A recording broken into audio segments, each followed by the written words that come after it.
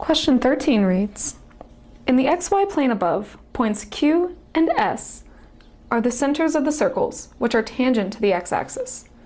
What is the slope of the line QS? Well, this is a coordinate geometry problem, and let's start by actually drawing this line QS. Here it is. And of course we know how to calculate slope. Slope is just the change in y over the change in x. So in order to calculate the slope of a line, you need 2 points on the line. So the mean of this problem involves finding the 2 points, Q and S. So point Q, let's start there.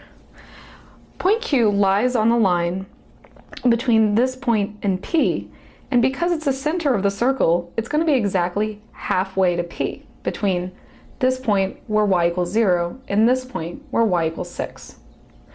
So we're just going to cut it right down the middle and say that the y-coordinate of this point is 3. And the x-coordinate, of course, doesn't change. It's still on this straight line. So the coordinates of point Q are 3, 3. Now we want to do the same treatment for point P. Point S. Again, we're going to keep the x-coordinate 11 exactly the same because we're still on this line. But we're going to cut the y-coordinate in half because we're halfway between this point where y is 0 and this point where y is 10. So the coordinates of point S are 11, 5. So now we're ready to calculate the slope. So we're going to subtract the y values from each other.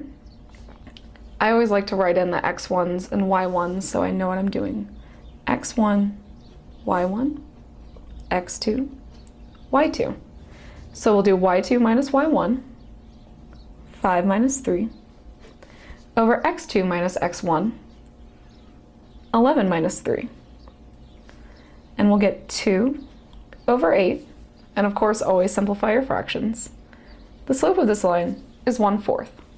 So the correct answer is B, 1/4.